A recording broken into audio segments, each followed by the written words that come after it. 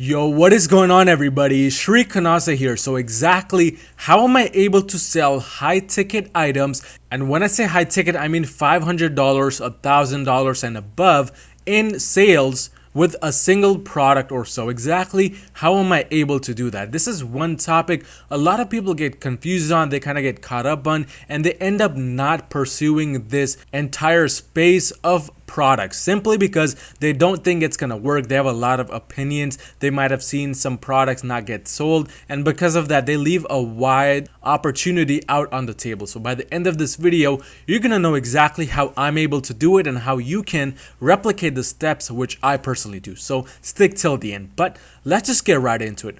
First thing you'll have to do in order to find any type of success with high ticket products, however, is to destroy the like button until it turns blue. I promise, not gonna take more than 2 quick seconds. Hopefully you have destroyed the like button down below. But I have on my screen my Shopify dashboard for my general dropshipping store, which I'm about to talk about, which has a lot of these high ticket sales. As you guys can see today, I actually did get an order for $3,348. One of my highest high ticket sales up to this date, and I'm looking at the past 90 days worth of data. But overall, as you guys can see, over time, I have been able to get a bunch of high ticket sales for my Shopify store. This one right here, 1700, 1600, 1400, 1200, and so forth. As you guys can see, if you continue scrolling down, a lot of these sales have been for sort of high ticket items. And if we look back even further, so if we go inside the more filter section, change this time to about the beginning of when I launched this store, which was about January of 2020, December of 2019. But what we're gonna do is we're gonna go to November, and we're gonna look all the way until today when I'm recording this video, which is September 29th. As you guys can see, I've had a lot of sales with over $1,000, 2,000, 3,000 in sale volume. So as you guys can see, we're scrolling through and we can see a lot of these orders have been very, very high ticket. Absolutely an amazing thing. I personally know because I'm doing it right now, and I know the beauty about selling high ticket. When I sell high ticket, a lot of things happen. Number one thing, I get a high volume sale, so I don't have to get a bunch of low ticket or medium ticket sales in order to match that same high ticket sale that I just got. So for instance, right here, $924 in sales. Let's compare this to a sale of $90. If I wanted to reach the same amount in sales with a $90 product, I would need to get roughly 10 sales. That means 10 new customers on my Shopify store. That means 10 new potential inquiries that I would have to spend time answering, responding to their emails, responding to their phone calls if I have any. Out of those 10, maybe 3 don't end up liking the product. They end up returning that item and wanting refunds, and then going on social media, leaving a bad review for me. As you guys can see, comparing one sale to 10 sales, it is a whole new domain, a whole new world. Simply because with 10 sales, you have a lot more responsibilities than with a single sale. Now, of course, if you end up refunding this individual customer with one sale, that's all of the $900 lost.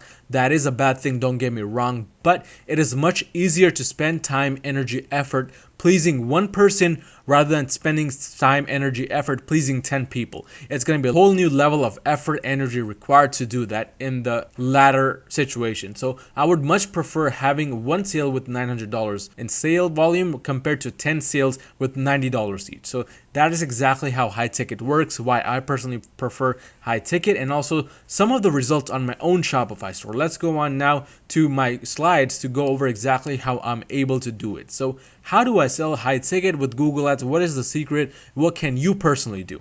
With high ticket, there's going to be a few layers that you need to kind of dissect. We start off with products, because the reality is if you don't have the right product, it doesn't matter what kind of awesome website you have, how many campaigns you're running, what kind of bid you're running it at, what kind of SEO you have done, it's just not going to sell, period. It all boils down to the product. So what that means is you're going to have to spend a little bit of extra time, energy, efforts making sure your product is right. And this starts off with Google Ads, at least with the search volume.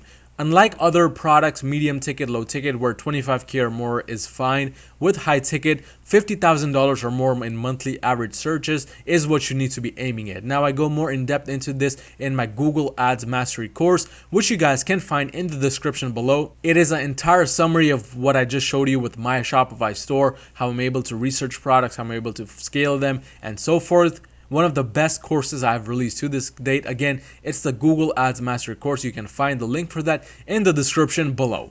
But in addition to search volume with 50K or more per month, you want it to be either a consistent trend, meaning a straight line, or an upward trend, meaning a trend going upwards. Do not go for those products where there's 50,000 monthly searches right now, but for the past 2 months, it has been in a downward trend. These are mostly the seasonal products, which tend to do bad during this time period. You want to stay 10 feet away from them. You would rather have those consistent products or those upward trending products. In addition to the trend, you want to be thinking about shipping accessibility. Now, unlike low ticket and medium ticket product where it's all about competition, average monthly searches and whatnot, with high ticket products, you got to think of a few different things. And one of them is shipping accessibility. Is it a lightweight product or is it a very heavy product? It weighs 3,000 pounds. You're going to need this giant container, entire truck to basically ship that item, or it's very lightweight. You can basically send that via USPS, UPS, FedEx, and so forth. Those things matter a lot because with high ticket, the price for shipping can go through the roof very, very quickly. So you want to pay attention to that. Pay attention to the volume, size of the product, dimension, and so forth, and make sure you're not going to get charged extra for shipping. In addition to that, is the product sturdy or is it fragile? Meaning, are you going to have to just pack it with a simple box that you can find at Home Depot, or are you gonna have to layer it with bubble wrap and put a cotton inside the box and put all sorts of things to make sure it arrives safely? Because selling it with one way and the other way can be two different profit margins, two different ways of doing business. If it's a sturdy product, obviously you're not going to spend much time worrying about shipping, but if it's fragile, you're going to have a lot of complaints where the item was arrived broken or it's not working upon arrival because of the way that it was shipped and all sorts of things like that. So you want to kind of judge the product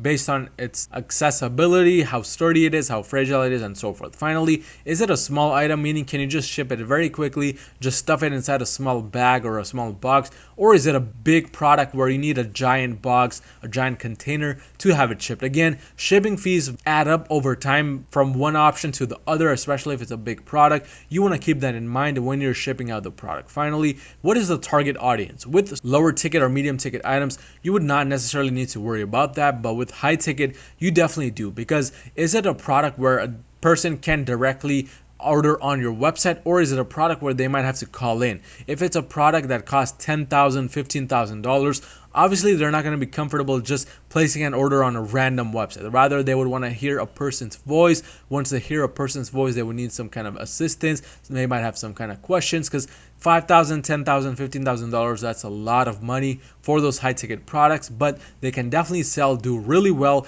You just need to be prepared to handle those calls, which brings me to the next point on the list, which is the website, because without the right website, you're not going to be able to sell those high ticket items, period.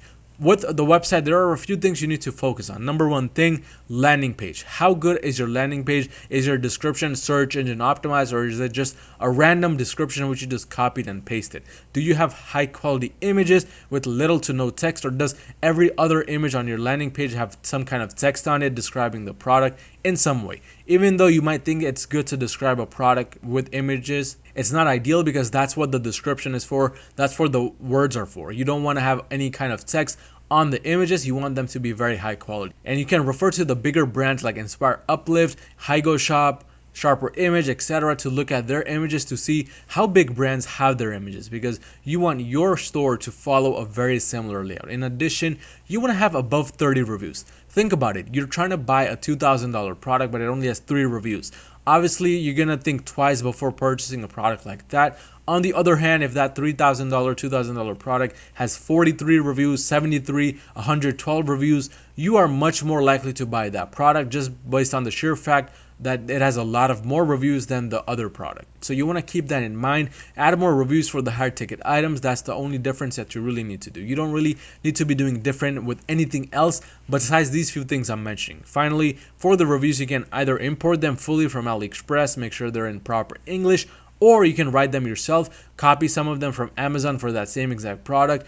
People on Amazon leave very good reviews with a lot of details. You want to kind of take that and use that to your advantage. Make sure it's the same product though, and then add it to your own product page. Or you can do a mix of both.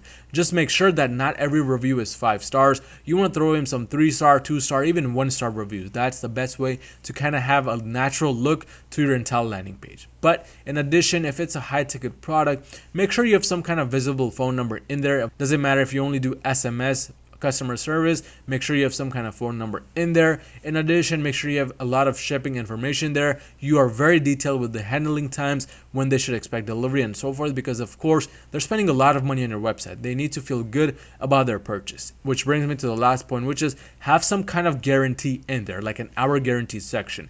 You can also add a warranty coverage app where it gives you the ability to check the box for 2 years warranty, 3 years warranty, and so forth. It's a brand new app. You can find more details about it on the Shopify App Store, but this is something which can definitely increase your sales with the higher ticket items. Finally, you want to focus more on the layout of your website. Is it a good layout? Does it have the right colors? Are those colors trustworthy or not? You got to really pay attention to that when it comes to high ticket items. Are the pages out there, like return policy, refund, privacy, FAQs, etc., or are you missing things? What is the speed of the website? Is it fast enough, or is it going to take 10 seconds just to load up images on your website? Nowadays, with Amazon, people expect everything to be very fast and very quick. If your website speed is not below 3 seconds, you can forget about the sale, let alone that high ticket sale. And finally, what is the design of the website? Is it a design that makes somebody want to trust you, or is it a design where everything is jumbled up together, very unprofessional, a lot of timers, pop-ups, and so forth? So you want to be focusing on your layout. All of these things make a big impact on the purchasing decision when it comes to high ticket. But this brings me to the final point, which is ads. Now, of course, ads are important, but don't think ads is the only thing you want to get right. With my own high ticket dropshipping store, I have a mix of standard shopping campaigns as well as smart. For the standard, what I normally do is I test various different price points, low ticket, mid ticket, high ticket, along with various different profit margins, low profit, high profit, medium profit. With smart, however, I tend to stick more towards the mid ticket items to the high ticket items. These sales that you see, majority of them have come through smart shopping campaigns, simply because with smart, you're giving Google more accessibility, you're giving Google more control, so Google can go out, try different things, test different CPCs, and so forth. And obviously, a computer is much more smarter than an average person, and that is one of the reasons why I've been having more success when it comes to smart shopping campaigns. So make sure to put a lot of the mid-ticket to high-ticket items in there. Of course, if you're a brand new Shopify store, you can't do that, so stick to the standard shopping. Follow the other strategies which I mentioned on my YouTube channel or within my Google Ads Mastery course for setting up the standard shopping campaigns or even the smart shopping. But when it comes to the bids, don't believe that higher cost item equals a higher bid. You don't need to be bidding $1, $2 if you are trying to sell a product worth $1,000, $2,000, $3,000. I've had a lot of these products sell at 40-cent bids, 30-cent bids even, and the product costs $1,000, $2,000, even $3,000. So a higher bid does not always equate to a higher cost item. It's all going to depend on the type of campaign that you have running, your quality score, your CTRs, and so forth. So you got to make sure all of those other things are proper and in shape. But with the budget, you want to kind of have a solid budget. Don't have a too low of a budget, because otherwise your campaign is not going to spend enough for you to get these high ticket sales. A good rule of thumb is 20 to 35% of the total products in your store. Meaning, if you have 100 products on your store or within a campaign, run the campaign at about $20 to $35 a day. Now, this is just a rule of thumb that is general. You can apply it. You can have a higher budget. You can have a lower budget if you have to, but normally, I do not start campaigns at any budget less than $25 a day. But this brings me to the final point, which is the back end. Without the back end, without a proper foundation, you're not going to be able to make this succeed, period. With the back end, I'm talking about customer service, the reviews on other websites, the remarketing. With customer service, you want to make sure you're replying fast and in a timely manner. Less than 24 hours is what I aim at. If you have a phone number, that's even better. If you don't offer a call-in, that's fine. But nowadays, I really recommend that you have somebody answer the calls, or you do it yourself. I've noticed a lot of increase in sales. In fact, I just released a video where I did $21,000 in 7 days. It was a case study. That was only possible because of the phone service I'm offering. So that is one thing you want to think about adding to your Shopify store. With the reviews, I'm not talking about product reviews. I'm talking about reviews on the BBB, Better Business Bureau website, on other coupon websites, or just other websites in general which review your store. You want to have some kind of online presence on these other websites, but make sure that it's a good presence, meaning not every website out there is saying you're a big scam, because that's going to be a bad thing.